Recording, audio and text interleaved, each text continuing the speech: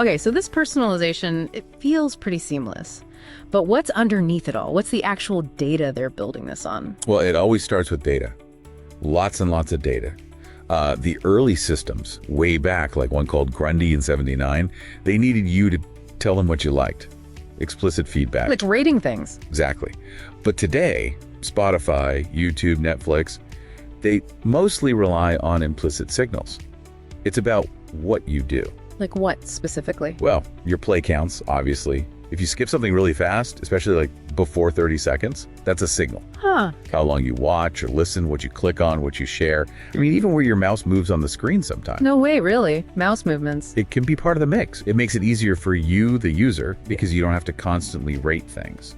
But it does mean they're inferring your tastes, not asking directly. That's fascinating. Okay, so they have all this implicit data, clicks, skips, watch time. How do they turn that into, hey, you should watch this next? What's the logic? So there are sort of two main strategies, big picture-wise. The first is called content-based filtering. Okay. This one suggests things that are similar in content to what you've already liked. You listen to a lot of pop music, it gives you more pop music. Makes sense. And it's pretty good for new users, right? Yeah. Because it doesn't need info about what other people are doing, but it can create a bit of a bubble.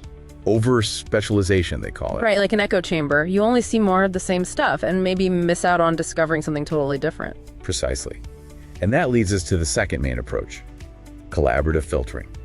This one looks at other users. How so? It finds people who seem similar to you, they've liked and disliked similar things.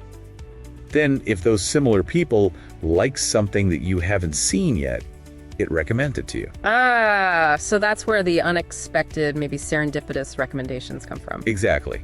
That's the strength. But it has its own challenge, the cold start problem. If you're a brand new user or there's a brand new movie with no interactions yet. The system doesn't know who's similar or what to suggest. Right. It needs that interaction data to work well. So this is where it gets really interesting, I think.